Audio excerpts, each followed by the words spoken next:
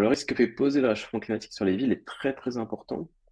Donc, pour plusieurs raisons. D'abord, c'est des endroits avec une concentration de population qui va être importante.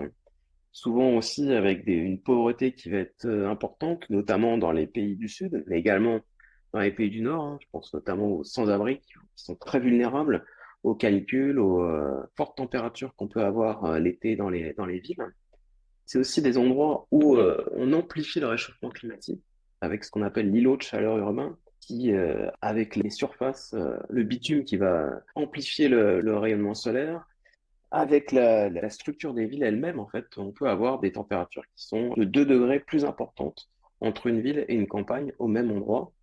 Et puis, on augmente aussi les phénomènes d'inondation, de ruissellement, qui sont amplifiés en fait par des sols qui sont artificiels et donc qui empêchent l'infiltration de l'eau. Donc, les solutions qu'on a en ville peuvent aussi même parfois aggraver les problèmes climatiques.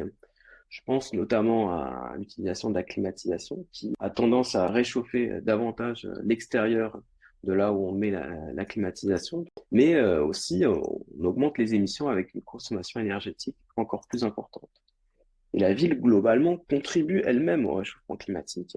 On a notamment dans les pays du Nord, dans certains endroits des pays du Nord, des villes qui sont très étendues, avec des zones commerciales qui sont en périphérie, qu'il faut accéder en voiture, qui sont très artificialisées, très bétonnées, et qui ont tendance à produire énormément d'émissions de gaz à effet de serre. Il y a une vraie nécessité, je pense, de repenser la ville pour qu'elle soit à la fois moins vulnérable au réchauffement climatique, mais qu'elle contribue moins aux problèmes, notamment en réfléchissant à la place des mobilités douces, à essayer aussi de modifier les surfaces, donc le bitume, les toits, en reverdissant les toits en ville, en faisant en sorte qu'on puisse modifier l'albédo, c'est-à-dire essayer de renvoyer le rayonnement solaire et réduire les îlots de chaleur urbains.